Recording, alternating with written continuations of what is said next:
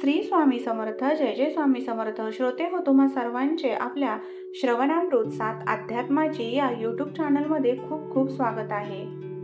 मागच्या व्हिडिओमध्ये आपण श्री हरिविजय या ग्रंथामधील अध्याय 2 कथा स्वरूपामध्ये श्रवण केला. आजच्या व्हिडिओमध्ये आपण त्या पुढील अध्याय 3 यामधील कथा श्रवण करणार आहोत. श्रीधर कवी सांगतात की शास्त्र, पुराणे आणि वेद यांना तुझे वर्णन करता येत नाही. अशा अनंत ब्रह्मांड नायका तुझा जय जयकार असो. पृथ्वीचे वजन, सागरातील पाणी, पृथ्वीवरील गवत यांची गणना करता येईल, पण तुझ्या गुणांचे वर्णन मात्र करता येणार नाही. श्रोते हो, 2 अध्यायाच्या शेवटी आपण पाहिले की कंसाने देवकीच्या 6 अर्भकांना मारून टाकले. कंसाच्या पापांचा घडा आता भरत आला आहे हे पाहून श्री विष्णू शेषाला म्हणाले की आता आपण दोघांनी पृथ्वीवरती अवतार घेण्याची वेळ झाली आहे. त्यावरती शेष म्हणाला की देवा, मी आता तुमच्या बरोबर अवतार घेणार नाही. राम अवतारामध्ये मी तुमचा धाकटा बंधू होऊन खूप कष्ट सोसले आहेत. आता आपणच अवतार घ्यावा. त्यावर भगवान विष्णू शेषाला म्हणाले की अरे, असं का म्हणतोस? तू तर माझा जीवलग आहेस. तुझ्याशिवाय मला करमत नाही. तू माझ्या समरभूमीवरील पाठीराखा आहेस. या अवतार कार्यात तू माझा मोठा भाऊ म्हणून हो. मी तुझ्या आज्ञेत राहीन. तू बलराम हो आणि मी श्रीकृष्ण होईन. तू देवकीच्या उदरातला गर्भ हो. योगमायेने मी तुला गोकुळातल्या रोहिणीच्या गर्भात नेऊन ठेवीन. मग मी देवकीच्या गर्भात प्रवेश करीन. जन्म होताच मी गोकुळात येईन. गायींचे रक्षण करण्याच्या निमित्ताने आपण दोघे मिळून सर्व असुरांचा नायनाट करू. ब्रह्मांड नायकाने केलेली स्तुती आणि अनुनय ऐकून संकर्षणाने त्यांना नमस्कार केला आणि तो देवकीच्या उदरात 7व्या गर्भाच्या रूपाने आला. दिसामासाने गर्भ वाढत होता. 7वांदा गर्भधारणा झाल्यावर देवकीला वाटत होते की मी या पृथ्वीला उचलून घेईन. हाती, नांगर, मुसळ घेऊन मीच या कंसाला ठार मारीन. सर्व दैत्यांचा समूळ नायनाट करावा असे देवकीला वाटत होते. ही गोष्ट देवकीने वसुदेवाला सांगितली. तेव्हा त्यालाही आश्चर्य वाटले. देवकीला 7वा महिना लागला तेव्हा एके रात्री वसुदेव व देवकी गाढ निद्रेमध्ये असताना मथुरेच्या कारागृहामध्ये योगमाया प्रकट झाली. तिने देवकीचा गर्भ गोकुळात नेला आणि वसुदेवाची दुसरी पत्नी रोहिणी हिच्या गर्भात त्याची स्थापना केली. दुसरे दिवशी जेव्हा रोहिणी जागी झाली तेव्हा तिच्या असे लक्षात आले की आपण गरोदर आहोत. नंद आणि यशोदा यांच्या घरी गुप्तपणाने राहणारी रोहिणी चिंता करू लागली. नंद आणि यशोदा यांच्या मनातही अनेक शंका उत्पन्न झाल्या. पण तेवढ्यातच देववाणी झाली की रोहिणी हा वसुदेवाचाच अंश आहे आणि दैत्यांचा नाश करण्यासाठी तुझ्या पोटी प्रत्यक्ष शेष जन्म घेणार आहे. ती आकाशवाणी ऐकून नंद, यशोदा आणि रोहिणी या तिघांनाही आनंद झाला. गर्भाचे 9 महिने पूर्ण होताच देदीप्यमान अशा बळीरामाचा जन्म झाला. त्याच वेळी यशोदा ही गर्भवती झाली. तिच्या पोटी हरिमायेने अवतार घेतला होता. मथुरेमध्ये कंसाच्या कारागृहात असणाऱ्या देवकीच्या लक्षात आले की आपला गर्भ जिरून गेला आहे. तिने तसे वसुदेवाला सांगितले. तेव्हा वसुदेव म्हणाले की ईश्वराची काय माया आहे हेच कळत नाही. कंसाच्या भीतीने गर्भ जिरून गेला असेल. कंसाला हे वर्तमान कळले तेव्हा त्याने सर्वांना सांगितले की आता देवकीचा 8वा पुत्र जन्माला येईल. सर्वांनी डोळ्यात तेल घालून त्याच्याकडे लक्ष ठेवा. कंसाला आता सगळीकडे देवकीचा 8वा पुत्रच दिसू लागला आहे. त्याला जळी, स्थळी, काष्टी, पाषाणी तो 8वा पुत्रच दिसत आहे. त्या भीतीने, त्या धाकाने कंसाला झोप देखील येईना. क्षीरसागरातल्या श्रीहरीने लक्ष्मीला सांगितले की तू आता वैदर्भ देशाच्या भीमक राजाची कन्या म्हणून जन्म घे. जगदवंद्य श्रीहरीने मथुरेतील देवकीच्या गर्भामध्ये प्रवेश केला. तो जन्म मृत्यू पलीकडचा आहे.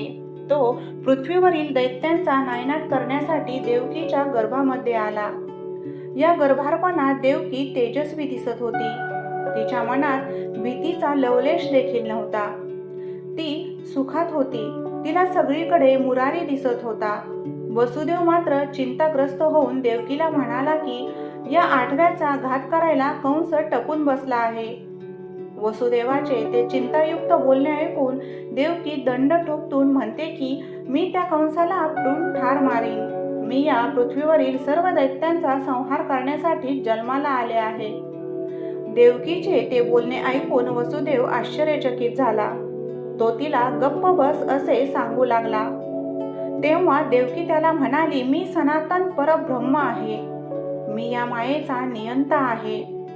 आकाशातील देवांना कळले की श्रीहरीने देवकीच्या पोटी प्रवेश केला आहे. त्यांना अतिशय आनंद झाला. ते सारेजण गुप्त रूपाने त्या कारागृहामध्ये आले. त्यांनी देवकीला नमस्कार केला आणि तिच्या उदरात वाढणाऱ्या नारायणाची स्तुती देखील केली. कंस मनोमन पूर्णपणे घाबरला होता. आपला काळ आता लवकरच जन्म घेणार आहे या जाणीवेनेच तो अतिशय बेचैन झाला होता. देवकीवर आता त्याने अतिशय बारीक नजर ठेवली होती. अधूनमधून तो स्वतः देवकीला पाहण्यासाठी येत असे. ती त्याला कधीही चिंतामग्न आणि दुःखी दिसली नाही. तो तिच्या समोर येऊन उभा राही तेव्हा तिला वाटे महिषापुढे उभा असलेला हा मशक आहे.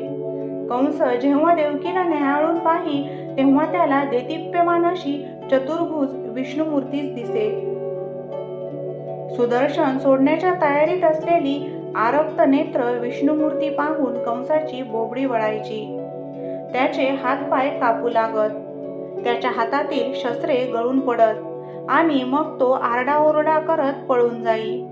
देवकीच्या या आठव्या पुत्राला ठार केल्याशिवाय मी राहणार नाही असे म्हणून तो आल्या गेल्यांवरती ओरडत असे. दिवसामागून दिवस सरले. वर्षा ऋतू सुरू झाला. श्रावण महिन्यातल्या कृष्ण पक्षातल्या बुधाष्टमीच्या दिवशी रोहिणी नक्षत्रावरती श्रीकृष्णांचा जन्म झाला. त्यापूर्वी मथुरेतल्या त्या कारागृहात अचानक प्रकाश उजळला. देवकी समोर 8 वर्षांच्या श्रीहरीचे मनोहारी रूप उभे होते. देवकी त्या श्रीहरीला म्हणाली, तुझे हे लोभस रूप पाहून मला खूप आनंद झाला आहे. तू माझा पुत्र होऊन माझ्या पोटी जन्म घे. तसा माझा हट्टच आहे असे समज. तू माझा पुत्र म्हणून जन्माला आलास तर माझा आनंद गगनात मावणार नाही. त्यावर तो बाल श्रीहरी म्हणाला की मी तुझा हा हट्ट सहज पुरवीन, पण माझा जन्म झाल्यावर मला लगेचच गोकुळात पाठव. तेथे माझा प्राणमित्र ज्येष्ठ बंधू बळीराम आहे. तो आणि मी दोघे मिळून तुझ्या दर्शनाला येऊ. मी तुझ्या पोटी जन्म घेणार आहे असे सांगून त्या जगज्जीवनाने आपली योगमाया घालून देवकीस मोहविले. क्षणापूर्वी घडलेला प्रसंग ती विसरली आणि तिला बाळकृष्ण दिसला. तिला वाटले की माझ्या पोटी जन्मलेले बाळ हेच आहे. त्या बाळाला पाहून ती घाबरली. त्या बाळाच्या जन्मामुळे बंदीशाळेमध्ये अलौकिक असा प्रकाश पडला. रात्रीचा दुसरा प्रहर होता. देवकीने वसुदेवाला उठवले आणि त्याला सांगितले की श्रीकृष्णाचा जन्म झाला आहे, पण त्याला कुठे लपवावे. जरासा जरी आवाज झाला तर पहारेकरी जागे होतील आणि श्रीकृष्ण जन्माचे वृत्त कंसाला सांगतील. आवाज न करता हळूच याला आपल्या हृदयाशी धरा. देवकीचे बोलणे ऐकून वसुदेव लगबगीने उठला. त्याने श्रीकृष्णाला उचलून आपल्या हृदयाशी धरले आणि तो देवकीला म्हणाला, आज याला कुठे लपू. सूर्याला कधी मुठीने झाकता येते का. ऐरावताला कधी झोपडीत लपवता येईल का. सागर कधी रांजणात मावेल का. ह्या माझ्या बाळाला मी आज कुठे लपू. हे वृत्त जर बाहेर कळले तर अनर्थ होईल. त्यावर देवकीने अगदी हळू आवाजात वसुदेवाला सांगितले की हा अयोनिसंभव पुत्र आहे. याला घेऊन लगेचच गोकुळामध्ये जा. त्यावर वसुदेव म्हणाला, माझ्या पायात शृंखला आहेत. दारावरती पहारेकरी बसलेले आहेत. दारांना मोठी कुलपे लावलेली आहेत. मध्यरात्रीची वेळ आहे आणि बाहेर पाऊस देखील कोसळत आहे. यमुनेला पूर आला असेल अशा परिस्थितीमध्ये मी या बाळाला घेऊन गोकुळी कसा जाऊ? मी जरा जरी हालचाल केली तरी बेड्यांच्या आवाजाने द्वारपाल जागे होतील. मी काय करू? त्याने त्या चैतन्यघन श्रीकृष्णाला आपल्या हृदयाशी धरले आणि तो सद्गतीत झाला. श्रीकृष्णाला पाहताच वसुदेवांच्या बेड्या तुटल्या. वसुदेवांना अतिशय नवल वाटले. देवकी ही आश्चर्याने आपल्या बाळाजवळ आली. त्याला डोळे भरून पाहिले. कृष्ण आपल्या जन्मदात्रीकडे पाहून हसत होता. वसुदेव दाराजवळ आला. श्रीकृष्णाच्या पायांचा स्पर्श दाराला होताच दारे आपोआप उघडली. दारावरच्या रक्षकांना गाढ झोप लागली होती. वसुदेव घाईघाईने जाऊ लागला. त्याला कोणीही अडवले नाही. वसुदेव बंदीशाळेतून बाहेर पडला. सगळीकडे पावसाचे थैमान चालले होते. फणींद्राने आपला विशाळ फणा कृष्णावरती छत्र म्हणून धरला होता. वसुदेव श्रीकृष्णाला येऊन यमुना तीरावरती पोहोचला. यमुनेला पूर आला होता. वसुदेव श्रीकृष्णाला जसजसे वर करू लागला तसे तसे यमुनेचे पाणी देखील वर चढू लागले. वसुदेव पाण्यात आकंठ बुडाला होता. वसुदेवाने वैकुंठपतीचा धावा केला. तेव्हा श्रीकृष्णाने आपल्या डाव्या पायाने यमुनेला स्पर्श केला. श्रीकृष्णाच्या पादस्पर्शाने यमुना पावन झाली. यमुनेने वसुदेवाला वाट करून दिली. वसुदेवाने यमुना नदी पार केली आणि तो गोकुळातल्या नंदाच्या घरी गेला. त्याच वेळी यशोदेला कन्या झाली होती. पण हरीच्या योगमायेमुळे सगळेजण झोपलेले होते. यशोदेलाही ते कळले नाही की आपल्याला कन्या झाली आहे. नंदाच्या घराची सर्व दारे ही सताड उघडी होती. वसुदेवाने नंदाच्या अंतर्गृहामध्ये प्रवेश केला. वसुदेवाने कन्येच्या जागेवरती श्रीकृष्णाला ठेवले आणि कन्येला घेऊन तो तातडीने मथुरेत परतला. वसुदेवाने पुत्र ठेवून कन्या नेली आहे हे कोणालाही कळले नाही. वसुदेव बंदीशाळेमध्ये परतला. कृष्णाच्या जागी मायेला आणले होते. ती माया रडू लागली. तिचे रडणे द्वारपालांना ऐकू गेले. ते धावतच कंसाकडे गेले आणि त्यांनी कंसाला सांगितले की देवकी प्रसूत झाली आहे. ही वार्ता कंसाला कळताच तो त्वरेने उठला व शत्रूवरती जसा धावून जावे तसा तो धावतच बंदीशाळेमध्ये आला आणि त्याने देवकीला विचारले, माझा आठवा शत्रू कुठे आहे? त्यावर काकुळतीला येऊन देवकी आपल्या भावाला म्हणाले की हिला मारू नकोस. देवकी खेदाने रडत होती. तिने त्या आदिमायेला आपल्या मांडीवरती घेतले होते. कंसाने तिला ओढून घेतले.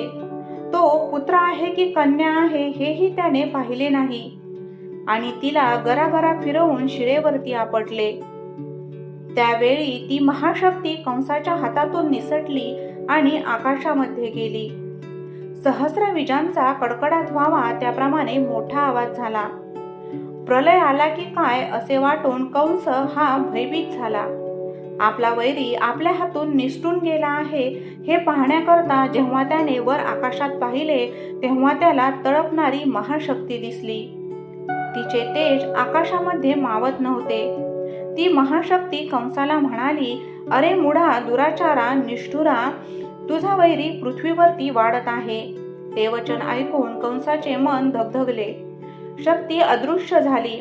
कंस आपल्या महालात परत आला.